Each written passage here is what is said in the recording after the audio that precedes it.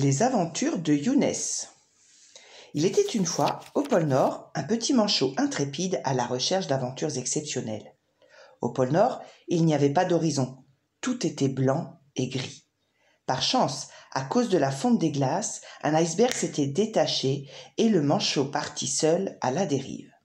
Il espéra alors de tout son cœur faire des rencontres pour avoir de nouveaux amis et s'amuser.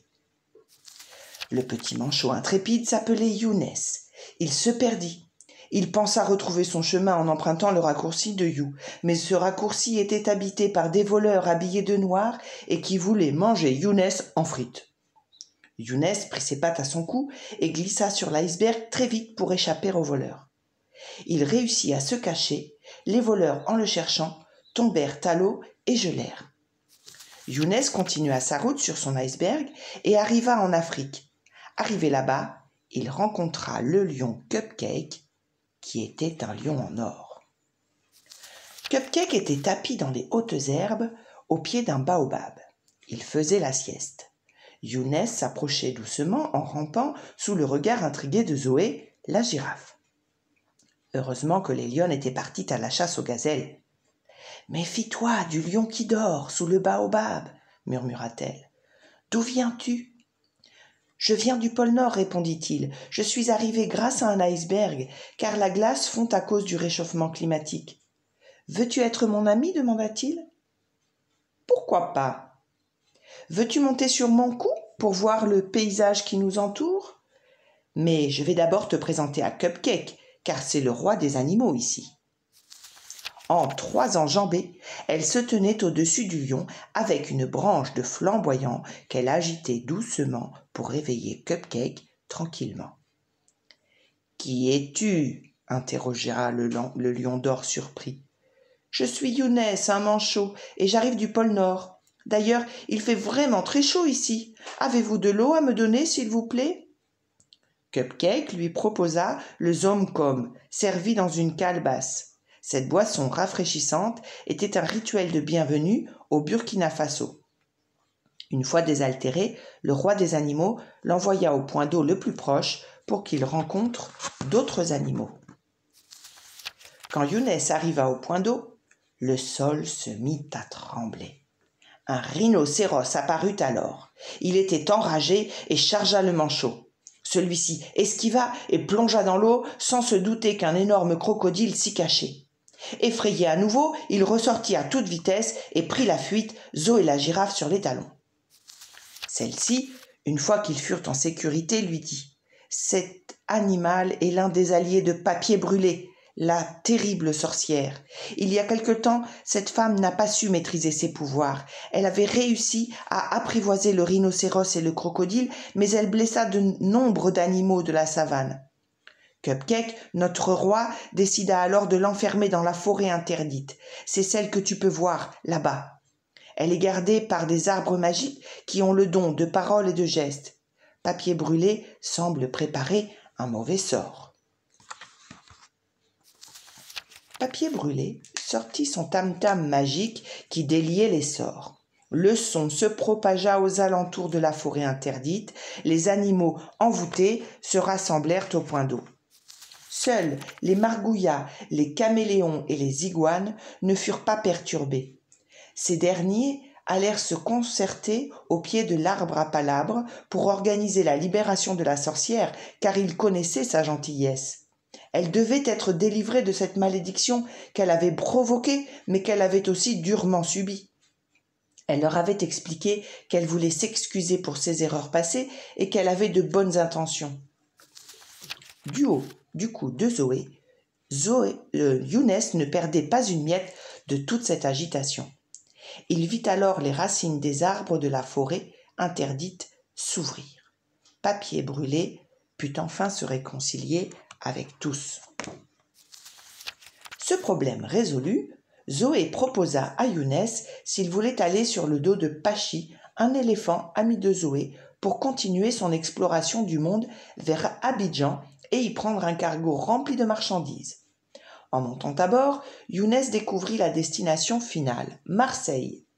Mais le voyage devait durer 40 jours et passer par la Mauritanie, le Mali, le Maroc et l'Algérie pour charger à son bord du cacao, du café, des bananes, des étoffes, des arachides, du mil et des ignames. À peine monté à bord, Younes sentit une odeur alléchante qui réveilla une énorme faim. Suivant la piste de son odorat, il se retrouva face à une grosse boîte fermée à clé. Il alla donc la demander au capitaine du cargo, mais ce dernier refusa. Ni une, ni deux, à la vitesse de l'éclair, Younes s'en empara car il la vit suspendue à la ceinture du pantalon du capitaine. Il put alors retourner ouvrir la boîte pour manger autant de bananes qu'il voulut. Ensuite, il eut l'idée de tenter d'ouvrir une autre des énormes boîtes. Il en jaillit une voleuse déguisée en princesse qui se cachait là. « Qui es-tu » demanda-t-il. « Que fais-tu là ?»« Je suis Clémentine, une jeune fille. J'attendais l'occasion de pouvoir voler des bananes car j'adore ça, » déclara-t-elle avec malice. « Eh bien, j'ai réussi à ouvrir la boîte, donc tu peux te servir autant qu'il te plaira. »« Oh, merci beaucoup, tu es vraiment très gentil. Je peux t'embrasser ?» Et elle lui sauta au cou. Elle déposa un baiser sur son joli bec et Younes tomba instantanément amoureux. C'est alors que le cargo fit escale à Agadir au Maroc. Il devait rester là quelques jours et pouvait donc descendre du bateau. Ils descendirent ensemble et furent accueillis par une jeune fille prénommée Rose. « Salam alikoum » leur dit-elle en s'approchant. « J'ai entendu parler de toi, Younes. Ta réputation d'explorateur a traversé toute l'Afrique. J'aimerais tellement poursuivre le voyage avec vous. Y aurait-il de la place dans ton cœur pour une deuxième amoureuse ?» Younes n'en croyait pas ses yeux.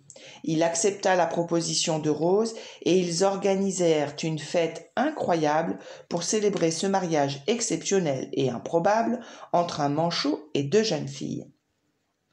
Quand ils entendirent retentir les sirènes du cargo annonçant le départ, ils remontèrent à bord pour pouvoir rejoindre Marseille et explorer le sud de la France.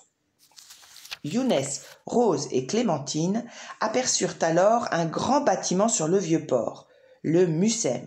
C'était un musée, comme flottant sur l'eau, qui exposait l'histoire des pays situés autour de la mer Méditerranée.